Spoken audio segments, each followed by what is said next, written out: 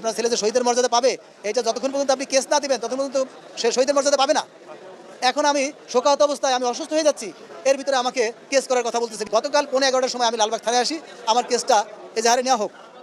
তা লালবাগ থানার ওসি খন্দকার হেলালুদ্দিন সাহেব আমাকে আশ্বস্ত করেন যে আপনার কেসটা নেওয়া হবে। আপনি 11টার সময় আসেন, কালকে 11টার সময় আসেন, আপনার কেসটা নেওয়া হবে। ঠিক আছে, আমরা কাগজপত্র নিয়ে চলে যাচ্ছিলাম, উনি আমাদের কেসের একটা কপি রেখে দিলেন। কপিটা ওনার কূটকৌশলের একটা অংশ ছিল। উনি আসলে সাধারণ মানুষের ক্ষতিকর একটা লোক। উনি ওই কেসে যাদের যাদের আসামি দেওয়া ছিল তাদের প্রত্যেকের কাছে ফোন করে করে তাদের কাছে এই কেসের কপি ছবি তুলে পাঠিয়ে দিচ্ছে। তারা বিভিন্ন অ্যাঙ্গেলে আমাকে ফোন দিচ্ছে যে আমার অমুকের নামটা কেটে দেন, আমার অমুকের নামটা কেটে দেন, আমার অমুকের নামটা কেটে দেন।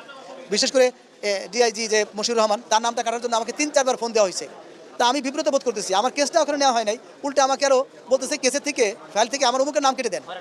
যারা উপস্থিত থেকে গুলি করার আদেশ দিল তাদের নাম কেটে দিলে আমার ছেলের বিচার হবে কীভাবে?